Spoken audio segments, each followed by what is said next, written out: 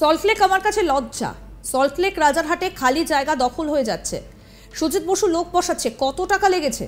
পুরসভা নিয়ে বৈঠকে দমকল মন্ত্রী সুজিত বসুকে পুরো ধুয়ে দিলেন রাজ্যের মুখ্যমন্ত্রী মমতা ব্যানার্জি। পুরসভার চেয়ারম্যান, মেয়র এবং প্রশাসনিক কর্তাদের উপস্থিতিতে সোমবার 24শে জুন নবান্ন সভাঘরে বৈঠক করেন মুখ্যমন্ত্রী মমতা। যখন প্রকাশ্যে নাম ধরে সুজিত বসুকে এই কথা বলেন, স্বভাবতই অস্বস্তিতে পড়েন দমকল মন্ত্রী। মাথা নাড়তেও দেখা যায় তাকে। মমতা বলেন, ভাববেন না আমি কোনো কাগজ ছাড়া এই কথা বলছি, ছবি দেখালে নিজেরাই লজ্জা পাবেন। এজন্য কত টাকা লেগেছে, একটা করে ট্রিপল লাগাচ্ছে আর বসে পড়ছে। এর জন্য কাকে কত টাকা দিতে হয়েছে? মমতার প্রশ্ন, কেন সল্টলেক পুরসভার কাউন্সিলররা কাজ করেন না? কি বলেছেন মুখ্যমন্ত্রী নবান্ন সভাঘর থেকে, শোনাই আপনাদের।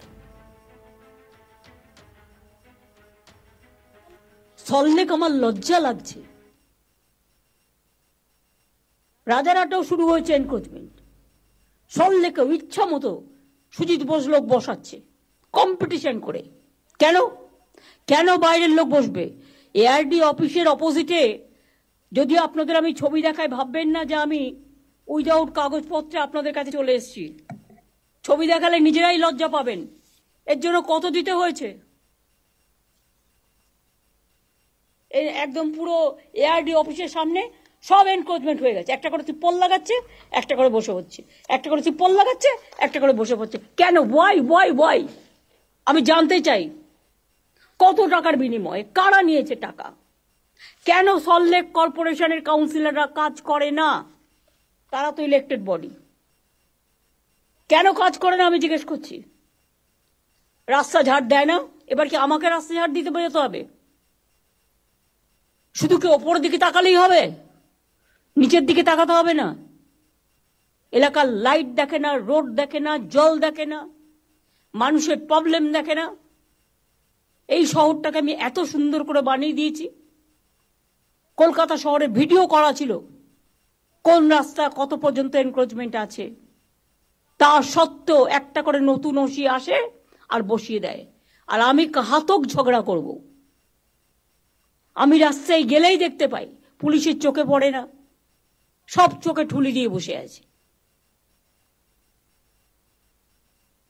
আর ভাবে এগুলো কারো নজরে আসবে না। হাওড়ায় কোনো মিউনিসিপ্যালিটি নেই, এসডিওর আন্ডারে আছে, সুতরাং 4 জন এমএলএ ডাইরেক্টলি অ্যাডভান্টেজ নিচ্ছে। আমি আর নাম বলে লজ্জা দিলাম না। যেখানে যেখানে আমাদের বোর্ড নেই বা কাউন্সিলর ইলেক্টেড নেই, সেখানে কাজ করার সিস্টেমটা কি? সেই এলাকাটা কে করবে? একবার ভেবে দেখেছি, আগে আমি এটা সাফা করব, তারপর আমি ইলেকশনে যাব। যে যে এলাকা, বালি পৌরসভার অবস্থাও খুব খারাপ, যে যে এলাকা বোর্ড নেই, নমিনেটেড 5 জন মেম্বার ভাবছে এটা আমাদের property. No, not that.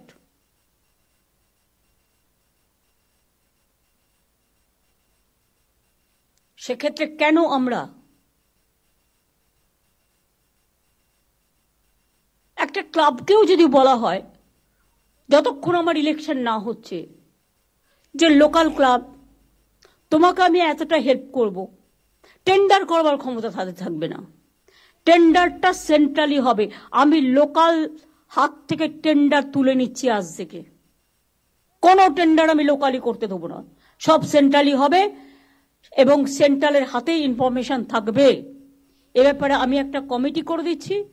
Chief secretary যে থাকবে, chief secretary, home secretary, land secretary, finance secretary এবং ইরিগেশন সেক্রেটারি এবং সিপি এবং ADG, law and order and DG, এই কয়েকজনকে নিয়ে কোনো কিছু হলে আমি তাদের ধরবো।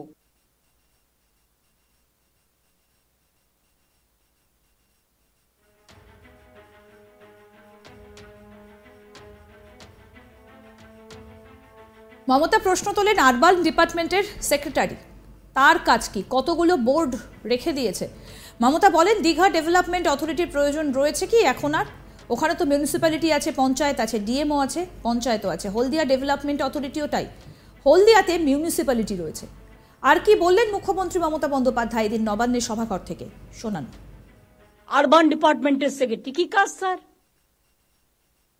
ডিপার্টমেন্টে রাখারই দরকার কি?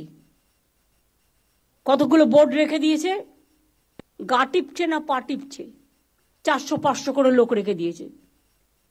তাদের তো ডেভেলপমেন্টের কাজ কভার হয়ে গেছে, ওভার হয়ে গেছে। দীঘা ডেভেলপমেন্ট অথরিটির প্রয়োজন আছে কি এখন আর? ওখানে তো মিউনিসিপ্যালিটি আছে, পঞ্চায়েতও আছে, ডিএমও আছে। বিরাট বাড়ি করে 400-500 লোক, কারো গা টিপছে, কারো পা টিপছে, কারো মাথা টিপছে, বড় বড় বিল্ডিং করে থাকছে, আরাম করছে। তাদের যেখানে গভর্নমেন্টের স্টাফ নেই সেখানে কাজে লাগিয়ে দাও। হলদিয়া ডেভেলপমেন্ট অথরিটিও তাই, হলদিয়া তো মিউনিসিপ্যালিটি আছে। লাভটা কি হলো? দরকার ডিএম এর আন্ডারে প্রত্যেকটা ওয়ার্ডে যেখানে যেখানে এখনো ইলেক্টেড নেই, মানে ইলেকশন বাকি আছে, ডিউ আছে, রোজ তো আমি ইলেকশন করতে যাবো না, যখন করবো একসাথে করে দেবো। এই তো সামনে বাই ইলেকশন, তারপরে পুজো, তারপরে রেনি সিজন, 4 মাস চলে গেল ইলেকশন করতে করতে। এরকম ভাবে তো চলতে পারে না ডেভেলপমেন্টের কাজ। পুরো কেন্দ্রীয় সরকার একটা অবস্ট্রাকশন হয়ে দাঁড়িয়েছে। তার মধ্যেও আমাদের লোকেরা ভাবছে উনি তো ভুলে যাবেন। কেউ আসে অফিসার ভাবে আমি তো 2 বছর থাকবো, আমি কোনো রকম কাটিয়ে দিতে পারলে হব না, তা হয় না। আপনি 2 বছর থাকলেও মনে রাখবেন আপনার পিরিয়ডটা রিভিউ করা হবে, এবং আপনি যাবার আগে আপনি স্বচ্ছতা মেনটেন করেছেন কিনা এখন থেকে রিভিউ কমিটির নামে একটা রিভিউ কমিটি তৈরি করা হবে, যেখানে ভিজিলেন্সকে রাখা হবে, এবং যেখানে এসিবি কে রাখা হবে, এবং যেখানে সিআইডি কে রাখা হবে। এডিজি ল অ্যান্ড অর্ডার থাকবে।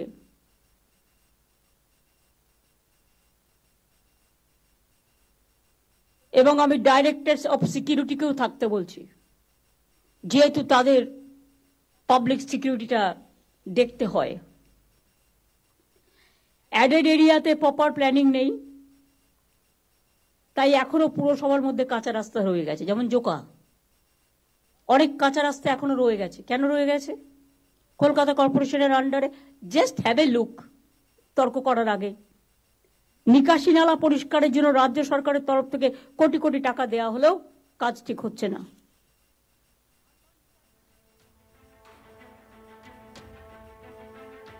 রীতিমতো প্রত্যেকটা বিষয় তুলে ধরে একেবারে তোপ দাগলেন মুখ্যমন্ত্রী মমতা বন্দ্যোপাধ্যায়। আরও আপডেট পেতে দেখতে থাকুন আজ তাক বাংলার ইউটিউব চ্যানেল, সাবস্ক্রাইব করুন, নোটিফিকেশন পেতে বেল বাটন অপশন প্রেস করুন। দেখতে থাকুন আজ তাক বাংলার ইউটিউব চ্যানেল।